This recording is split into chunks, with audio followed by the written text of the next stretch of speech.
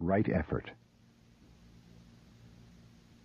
The most important point in our practice is to have right or perfect effort. Right effort directed in the right direction is necessary. If your effort is headed in the wrong direction, especially if you're not aware of this, it is diluted effort. Our effort in our practice should be directed from achievement to non-achievement. Usually when you do something, you want to achieve something. You attach to some result. From achievement to non-achievement means to be rid of the unnecessary and bad results of effort. If you do something in the spirit of non-achievement, there's a good quality in it. So just to do something without any particular effort is enough. When you make some special effort to achieve something, some excessive quality, some extra element is involved in it. You should get rid of excessive things. If your practice is good, without being aware of it, you will become proud of your practice. That pride is extra. What you do is good, but something more is added to it, so you should get rid of that something which is extra.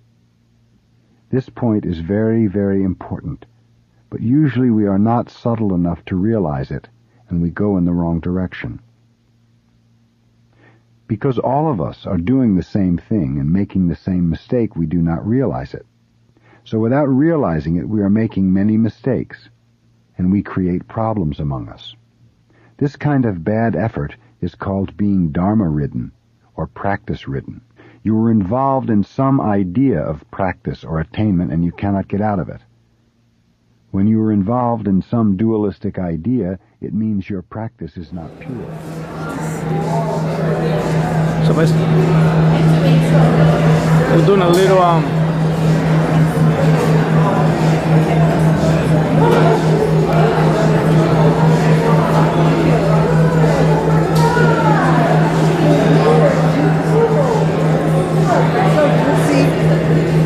Wait, I'm gonna talk to you in a second.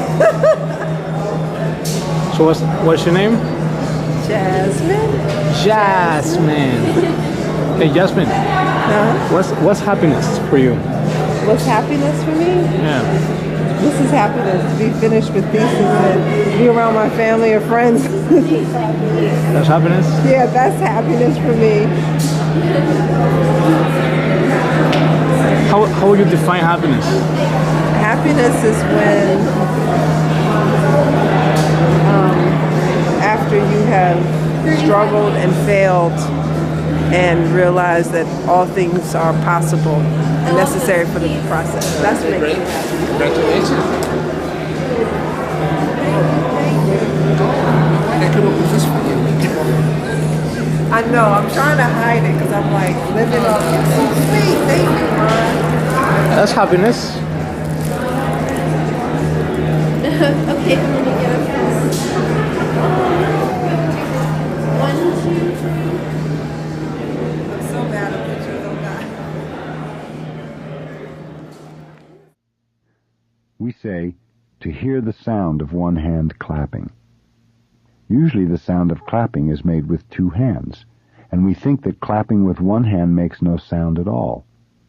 But actually, one hand is sound. Even though you do not hear it, there is sound. If you clap with two hands, you can hear the sound. But if sound did not already exist before you clapped, you could not make the sound. Before you make it, there is sound. Because there is sound, you can make it, and you can hear it. Sound is everywhere. If you just practice it, there is sound. Do not try to listen to it. If you do not listen to it, the sound is all over. Because you try to hear it, sometimes there is sound and sometimes there is no sound. Do you understand? Even though you do not do anything, you have the quality of zazen, always. But if you try to find it, if you try to see the quality,